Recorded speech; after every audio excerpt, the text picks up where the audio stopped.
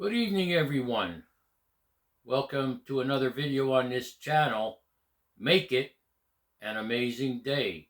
I'm your host, Johan. How's your heart today? Is your heart kind? How's your mind? How is your mind today? Is it calm and clear? Recently, I've had the opportunity to be able to go and visit my 90-year-old mother in a nursing home. For 90 years old, she's doing pretty good. And for the most part, she has her wits about her. She forgets a few things now and then during conversations. And what I can tell you that I concluded is the things she doesn't remember aren't things worth remembering.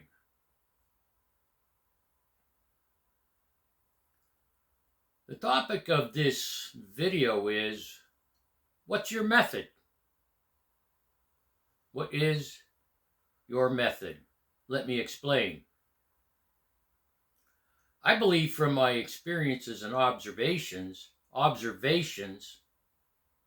keyword, that people 60 years and older have a different method, you could say, about life than people 60 and younger.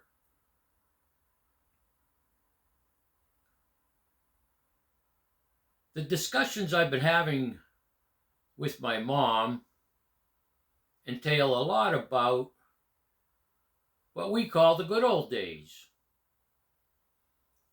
And the more we had these discussions, and I thought about it on the way home, well, this is what this video's about. What is the difference then between people 60 and older and people younger than 60? It's the method. What do you mean by that, Johan? I believe people 60 and older, their method when it comes to life is about survival. Not that they're in some dangerous situation as it refers to survival. I'll explain more about this later. People 60 and older, their method when it comes to life, most people anyway, is about survival. And I think, and I feel from my experiences and observations, people 59 and younger, their method when it comes to life is about feelings. Why do I say this? It's probably true that most people alive today that are 60 and older have interacted with their grandparents. And their grandparents most likely told them stories about their great-grandparents. My great-grandparents were Danes, Vikings, who had settled in England around the year 1000 Common Era. Anyway, you may be thinking right now, well, I've interacted with my grandmother, so how could you say what you're saying, Johan? And my point is this. People who are 60 and older, who interacted with their grandparents, who told them about their great-grandparents and other family members, those people were likely born, our grandparents, early 1900s. I remember having conversations with my grandmother about tough times that she grew up in. She grew up during the Depression. But not all the stories are about tough times. It was about doing what you needed to survive. So, during these conversations I'm having with my mother, and because she's where she's at, and at her age, 90 years old, the topics are different than they were 20, 30 years ago. She often mentions how in the backyard of the home they were raised in, I was raised in that home as well, that they had chickens, goats, cows, and half the yard was a garden with vegetables. You see my point? The other side of it is they had outhouses. So when you had to relieve yourself, no matter what the temperature was, you went to an outhouse. We talk about, my mother and I, things I remember about every meal, except maybe lunchtime. That was a sandwich with deli meat, lunch meat. But breakfast, and especially dinner or supper, if you call it that, that food was made. It was made right in your home on the stove. It wasn't packaged, and you didn't go to a restaurant. The evening meal, every dinner, was a 3 or 4 course meal. Sundays was a special lunch. Sundays was a special lunch. And on Sundays, for dinner or supper, if you call it that, it was leftovers. If there was roast beef and gravy for lunch, you made a sandwich. We didn't order out to have food delivered when I was growing up in the 60s and 70s. And this is what I mean by survival mode. It's not just stories I've heard. It's not just a work ethic that was ingrained in me. It's in my DNA. When I look back of how my ancestors lived and how they survived and what was their method when it comes to life. People don't have to do those things anymore, not these days. All people have to do now is have a cell phone. And most of your business is conducted using that cell phone. It's how you socialize. It's how you order your takeout food. And I guess you may not like what I'm about to say. You don't have the work ethic that people 60 and older have. Not all of you, but from my experiences and observations, most people under 60 don't have a work ethic like the one I was raised with. And you might be saying right now, well, I work construction, I'm close to 40. You know, I go to work 5-6 days a week. Don't tell me I don't have a work ethic. Let me tell you my response to that. We did the work because we had to. It was something we must do. We did it to survive. People a lot younger than me work so they can buy nice things, have that latest new phone, the latest video game equipment, certain clothes that are in right now. What's the fad? Fads, I guess they didn't really start till the 50s and 60s.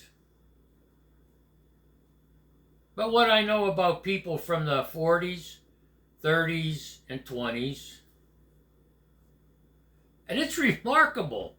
When I look back at black and white photos from the 20s,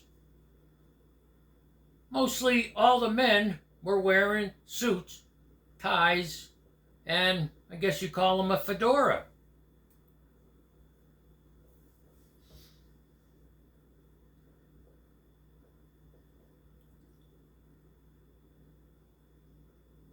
People that are a lot younger than me, their method is feelings, how they feel.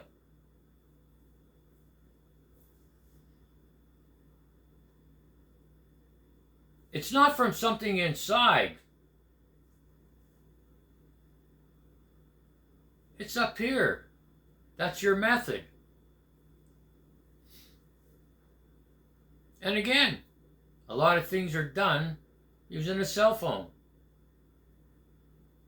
The interaction and actions I grew up with, or did, were still connected to decades and decades and decades before I was born. Maybe even centuries.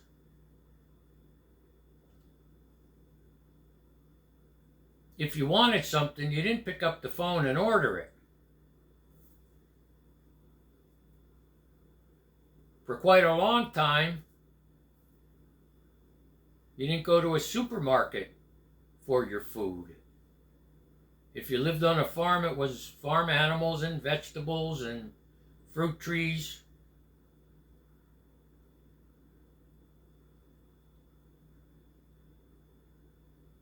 And people that lived in towns lived on chicken and eggs mostly, and goat's milk and cow's milk, and vegetables from the vegetable garden.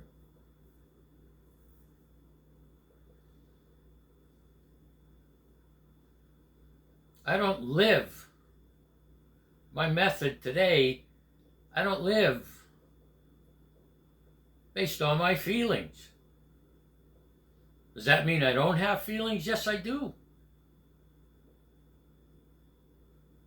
In a lot of ways, a lot of times, the way people my age and older act, you misread it.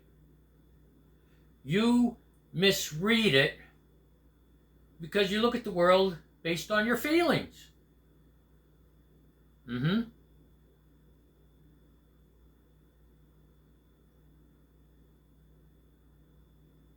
I remember one time I was outside and a person I know from the next town stopped and he said, "Man, you look angry at the world. What are you angry at?" I looked at him, I said, "I'm not angry. I'm in a lot of pain, but I'm not angry." He's in his early 40s, by the way.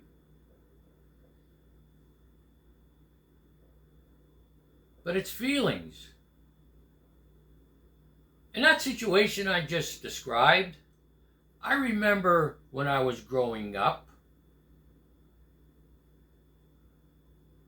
if you saw someone you knew or your friend or maybe even a family member and they didn't have the look on their face that they usually had, you ignored it. You just ignored it. It didn't mean that much.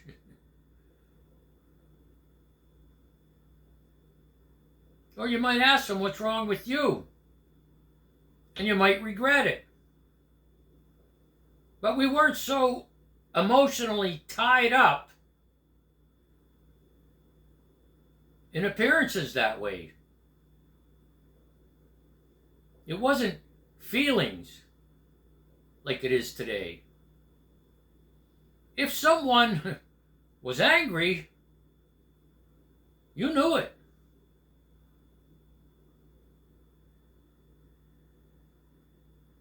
And you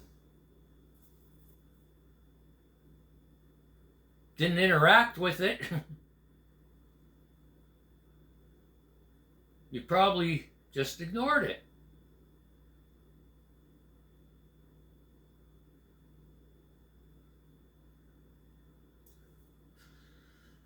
Those things weren't important.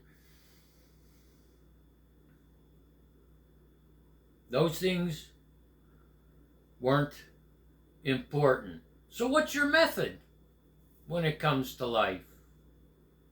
Is it about survival? Doing things that need to be done? Doing things that must be done? Doing as much as you can on your own? Then feeling good about it?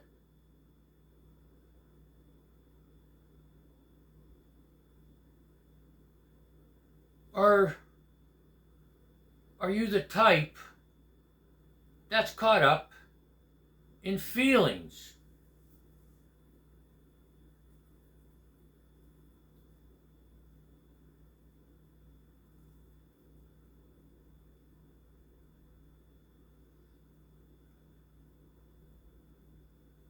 Make it an amazing day. Make it. It's your choice, it's your decision what kind of feelings you're going to have. And not just that, make it an amazing life. It's your choice, it's your decision what kind of life you're going to have. So why not have a good one? Thanks for watching this video. I'll see you in the next one.